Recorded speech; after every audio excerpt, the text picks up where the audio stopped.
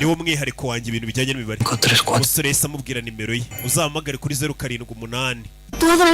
Nimero ya telefone yahise njya mu mutwe nka tatu igumamo, sinayibagirwa, sinzi niyo nasaza.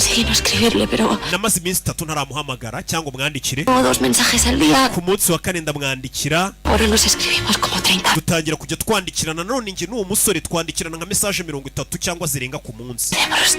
Iyo amamagaye rero ndi kumwe na Bruce, nagiraga ubwoba. Niyo mpamvu nafashe nimero y'uwo musore nyisevingaho mama, kugira ngo umugabo wanjye nazajya abona nimero imamagaye yanditseho mama ntakajya yitaba, ajya yita yima. Urabizi biro bigoye kugira ngo umugabo wanjye atanyeka. Mama, umugabo wanjye namubeshye ko mama arwaye ng'impyiko bashaka kuyihindura, niyo mpamvu mama asigaye amamagara cyane. Umusore yarumiwe. Bino bintu biri kunsaza Roy. Urabizi umugabo wanjye Bruce ndamukunda, ariko nanone mba negereje telefone y'uriya musore Claudio Kanelefone. Ibaze ubwo busobanuro, ariko niko abagore bose ubundi bakubwira, abenshi bo muri Espagne, pana bo mu Rwanda. Bo mu Rwanda simbazi, hano turi muri Espagne. Umugore akubwira ngo umugabo wanjye ndamukunda, simba cyane no gutandukana nawe. Atariko mba numva negereje aka message kuri ya musore kamamagara, ku buryo uwo musore yatamamagaye mu mutwe ubusanga ndi kwitekerereza utumessage aherutse kunyandikira nkomeza ndutekereza, kuko mba naradushize ku ndiba y'umutima wanjye. Uyu yaramubajije ngo kuko umugabo wawe Bruce uramukunda? Yego umugabo wanjye ndamukunda rwose, niko bose bakubwira ngo umugabo wanjye ndamukunda, ntuzanansenyere.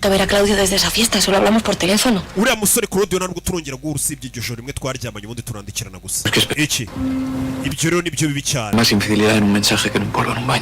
Umva, gutekereza ko uguhora utegereje ko umuntu akwandikira w'umusore nibyo bibi cyane kurusha kuba mwarasambanye. Ndagira ngo umva amagambo umugabo mugenzuye, umugabo wundi yamubwiye ngo kuba buri munsi uba wicaye nk'umugore wubatse utegereze message y'undi musore wo mu gasozi ngakwandikire, nibyo bibi kurusha ko waba wararyamanye n'uwo musore.